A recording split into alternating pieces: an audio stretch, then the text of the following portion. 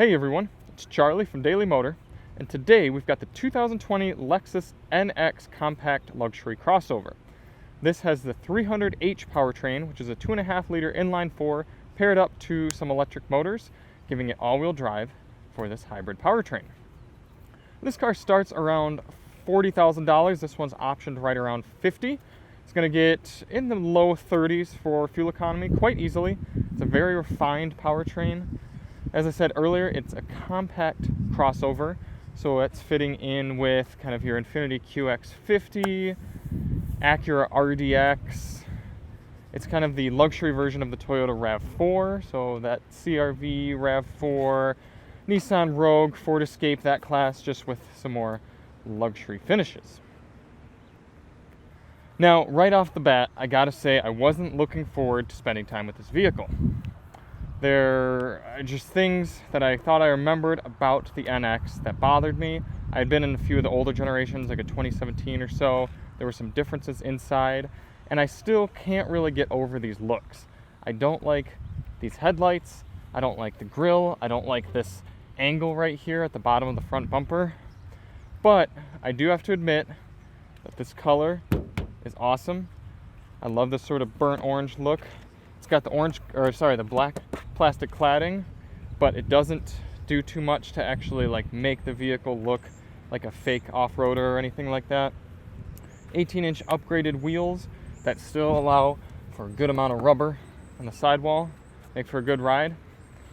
But then what really won me over, and I'm not saying this is my favorite vehicle of all time or anything, but what really made me change my mind about being negative about this car was the interior. So we'll get to that in a minute. Let's start in the trunk here.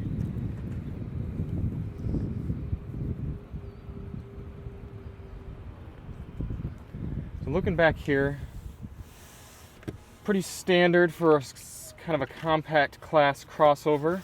But you do have this nice, easy to fold up and back trunk bottom here with your tools and a compact spare tire, which is nice to see. Those are becoming less and less common, especially in the luxury market.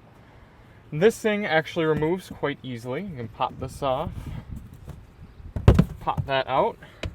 Then, when you want to fold down the seats, which I'll show you here, just press this lever. They come down nice and easy. If you have the driver's seat pushed up enough, there we go. Then, you get a good flat load floor. Nice carpet in here. Easy enough. So let's slap this back in. 1, 2. Now you've seen me struggling with these in the past, so you gotta understand this one is quite simple. Alright, I would do without the optional power liftgate, but I know there are some people who really appreciate that. I just think it's something that takes more time, costs more, and something that can break. Now getting into the back here, this is some of the nicest leather I have felt in any vehicle. Not just sub $50,000, but even, we were just in a Lexus RCF last week and the leather wasn't this nice. Not only does it look great, I like this sort of almost yellowish tan color, but it feels so good. Just listen. It's like a soft finish. It almost feels similar to the leather that you get in a Land Rover. Got some cup holders here and this nice armrest. Pretty comfortable place to be in the back seat, actually. You got plenty of knee room. You got some AC vents. No power points, so that's a little bit of a disappointment. But these seats have quite a bit of recline. I'm pretty well reclined at this point, lean back, and then I could put it very much upright if I needed to. I'd have to imagine there'd be a decent amount of space here for a rear-facing car seat. You might have to push the passenger seat forward a little bit, but you do have your latch anchors in there, and behind should be good to go. The only interior feature that I don't super love in this car is this kind of I don't even know, it's not really carbon fiber look. It's just like I don't know, just some sort of interior accent. I think they missed a really good opportunity to do a wood grade finish there. Don't you think a dark wood would look really nice? Set this cabin off.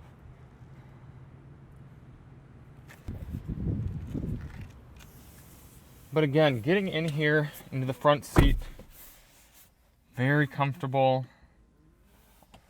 What I really, really appreciate, and you've heard me say this before in videos, is everything you touch in a vehicle regularly should feel premium, but I really don't care if the things you don't touch regularly feel cheap. And this is a great example of that, because everywhere your elbow goes, very soft, especially here, super nice to feel. It's like soft, but also squishy. This feels good. Very, very solid feel for turn signals. The shifter has this nice leather wrap with this good plastic feel on top. Very solid. The doors, listen to this thud. I mean, that is solid. This is one of the most solid vehicles I've felt in a long time, even from Toyota and Lexus. But then, right here, this is a hard plastic, guys. Right here. But how often do you touch that? You know what I mean? I don't care if there's hard plastics down here. I don't care if there's hard plastics here. That's fine. Save your money where you can. But it still looks good. And everything you touch, like around here, you might come in contact with, rubbing your arm up against, all the switches, the steering wheel. This leather on the steering wheel is almost too slippery. It's so smooth, feels great. These type of things all feel good. Volume knob, although it doesn't have clicks to it, still feels good, easy to grab. Good on Lexus for focusing on what people actually interact with. In terms of interior features, you do have this silly little gimmick. It's a little mirror. Pops out, I guess, if you wanted to check something or look behind you. I don't know. I feel like it's just, they're like, well, we need to use up this space with something. Let's put a mirror. But it is kind of cool. There's sort of a secret cubby compartment down here. And it's padded as well. So if you had something riding along in there like keys, you could hide it in there. This is just a wrist rester for when you're using this convoluted pain in the butt touchpad here to control the infotainment. And here, you've got a good amount of storage space. This comes out nicely. Everything's padded, again, nice to see. Pop that back in. These are kind of cool. The dome lights are touch sensitive, but it's kind of weird that they don't fade in and out. They're not on our rheostat. That's usually sort of a luxury touch, is the lights fading in and out. Oh well. So let's start it up, go for a little test drive.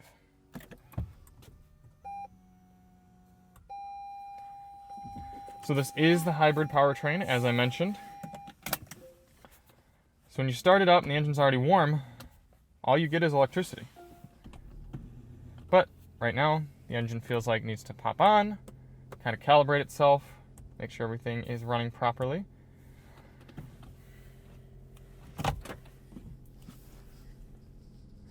Now, in a lot of vehicle aspects, Toyota's 2.5 liter engine can be a little coarse, a little unrefined, just a little uninspiring. But I've really been impressed how well isolated it is in this application. You're just driving along like this, you can hardly tell when the engine is on or if it's just running on electric power only. Your only keys are very close, paying attention with your ears, or looking up at the dash and seeing if the little Eevee light is on or not, or checking the energy monitor that you can bring up in the center here, or on the infotainment display.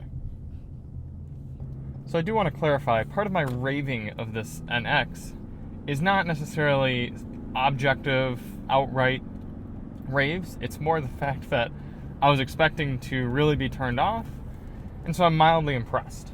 I'm actually thoroughly impressed by the interior materials, but I'm not necessarily surprised. I mean, this is a $50,000 car, this is a Lexus, I expect it to be good, but it's better than even a lot of Lexuses I've been in recently, and a lot of other luxury vehicles. Now, this isn't handling like a sports car by any means, but it takes the bumps really well, both that initial impact and the sound, but then also the more secondary, what they'd call secondary ride compliance, but like when you go over the big woofing type bumps, the car stays very stable and composed. Feels good. So we're doing 55 miles per hour now. Very calm, very quiet. We'll take this 180-degree turn here a little aggressively and just kind of see if the Lexus gets uncomposed. But I know from previous turns, the stability control steps in early and often and just kind of helps the vehicle stay planted.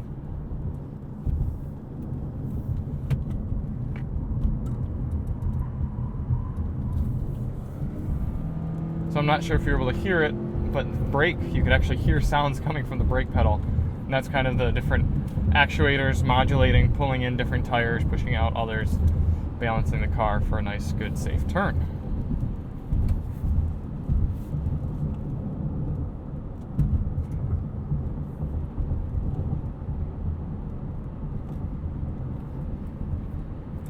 One thing I'm not a huge fan of in the NX is the seating position. I've noticed in some vehicles I've been in recently, this one included, the wheel just feels kind of far away. It feels like it's designed for someone with either longer arms or shorter legs who would want to sit a little bit closer and have the wheel a little bit closer to them. It might be a safety thing, trying to keep the airbag further away, and I understand that. But with telescoping steering wheels, I like when they're just a few inches closer. This one's a little bit high up as well. So you have 3 different drive modes in the NX. Both of them I feel are pretty unnecessary, but there's a sport mode, which is actually kind of cool in that in normal you get this charge, eco, power indicator on the left gauge, but then when you turn it to sport, you get a real tachometer. Does that actually matter? No, this is a CVT transmission. I know that's redundant. So if I press on the gas, I mean, the revs just come up to a certain point and pull there as long as they need to, and then they go back down. So all sport's really doing is adjusting your throttle mapping, adjusting how much battery is charged up and put toward powering the vehicle. Flip around a little U-turn here. There's also Eco, and that's just going to do the opposite, make throttle mapping a little less aggressive, probably prioritize the battery powering the wheels more than the engine. And then on top of all that, you can even go into a manual mode here, Sport S they call it, but it just allows you to hold gears a little bit. It's like down here in 1, holds the gears up and sort of simulates some shifting. It also has these silly paddle shifters, which are 150% unnecessary in a luxury car like this. But nonetheless, that's there.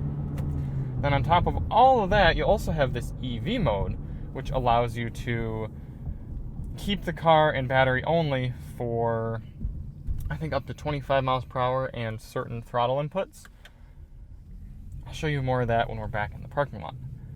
For now, let's do a 0 to 60 start and a 60 to 0 emergency stop.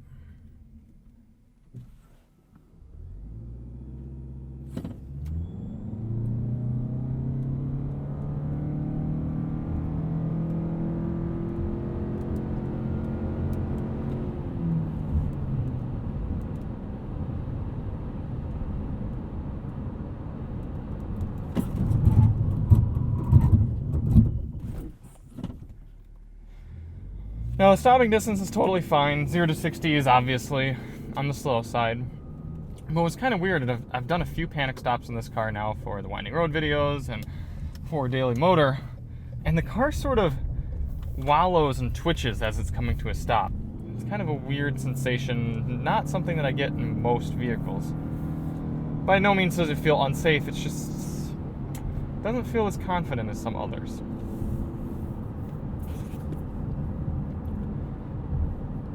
What this car really excels at, and what I've enjoyed doing in it, is just commuting, just driving. Not like enthusiastic driving, but getting to where you need to go, going out and running an errand, picking the kids up, driving to work, something like that. It's been really great for that, honestly. It's taking all the bumps really well, even around these crappy Michigan roads. Once you get used to the seating position, totally comfortable. Like I said, great points for all your elbows, for your hands, everything you're touching feels just nice. It's a nice place to be. Seats are very comfortable. There's very minimal smell, just kind of smells like a standard Lexus product. So let's get up for a short highway drive. I'll let you guys hear what the car sounds like at highway speeds and sort of talk about what it has to offer there.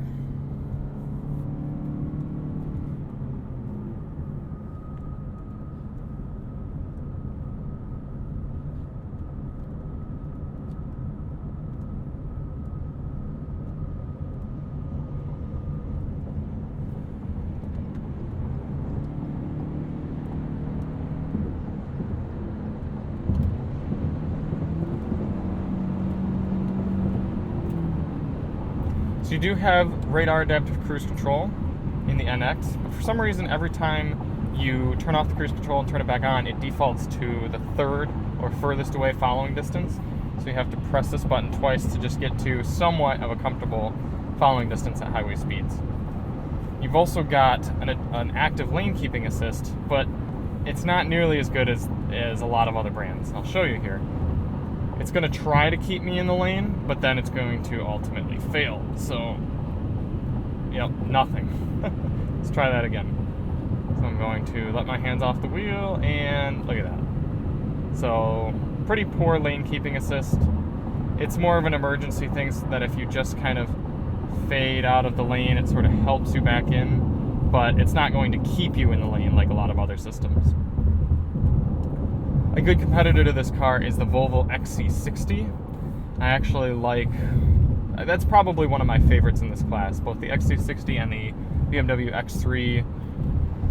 They're good competitors, might be a little more costly depending on how you option them. They're not going to feel quite as solid and confident as this Lexus, but I like the looks better, and they're going to have better active lane keeping systems, that's for sure. Another thing that kind of detracts from the NX's daily drivability is the infotainment system. Now, I mentioned too, I've been spending a lot of time in Lexuses recently, long trips, etc., and I still am yet to just get comfortable and enjoy using their infotainment system. It's got this touchpad system that you can sort of track your finger around, or when you're in different menus, it sort of bounces from this selection to selection. But it's very difficult to just get a confident handle on if I want to go to exactly one specific thing, just take me to that thing without having to stare at it for a while, take your eyes off the road. I much prefer a rotary knob or a touchscreen. And this is not touchscreen, you have to do everything through this trackpad. And fortunately, there are a lot of redundant buttons, so if I want to go to the radio, just press radio, and I can choose which input I want to use there. But like going over and adjusting sound settings, it's like, oh, that's too far, there we go. And then choose what I want, go down to mid. Oh, what if I wanted treble? Oh, yeah, it's right there, I could go there, what if I want? I thought I could just put it in the center and then go back and forth. I just wish Lexus would ditch this system, come up with something better, honestly, just easier to use, more confident, both for like the first time you get in the vehicle and just after being in it for a while. The Mark Levinson audio system in this is not as good as some other Mark Levinson systems. There's a lot of sound coming from the front. It's kind of too strong in the upper mid-range, but if you want to see more about that, I've got a full sound system review for the NX. The link to that will be in the description. So as I mentioned earlier, some of its competition, talking about the Volvo XC60, BMW X3, Mercedes GLC class. The NX is really good at providing Lexus's take on this market. Like I said, the materials are sublime, the driving dynamics are very solid, the powertrain's very smooth and refined. The driving dynamics are not going to wow you, as they shouldn't really, in this luxury compact class. The price is mid-range, it kind of makes sense for what you're getting. You're going to get something very reliable, but it's sort of behind the curve on technology, very conservative in that regard, and then you just got to get over the styling. That would probably be one of the biggest turnoffs for me with this vehicle, is just the way it's styled. I really like a lot about it. I like it more than I expected to, but it's trying way too hard on the styling, trying to look like some weird exotic sports car, and it should just be honest about itself that it's a good, solid, really comfortable, really competent, everyday luxury commuter sort of vehicle for someone with either an active lifestyle or not. Just needs a little bit of extra space and prefers driving an SUV over a sedan. So if I were giving a rating on the NX300H, overall in terms of daily motor score, probably about a 7. It's solid, it does its mission well, a lot of different options you can pick, but there are just some key things that would keep me out of it, like the looks, the infotainment, sort of the busyness in the center here. that's probably about it. Oh, and then this constant frustration from mine. What is this? Why not just have the whole... Oh, camera. Why not just have the whole visor pull outward to cover this area? Instead, you get this little dinky thing. Sun can still come up here, down here. But that's minor. All right. Thanks everyone for checking out this review on the NX300H. Like I said, if you want to see more on the vehicle, we got a sound system review as well, highlighting this Mark Levinson audio system. If you like the review, definitely hit that subscribe button, check out some of our other reviews, and we'll see you on the next one. I'm Charlie from Daily Motor. Drive on.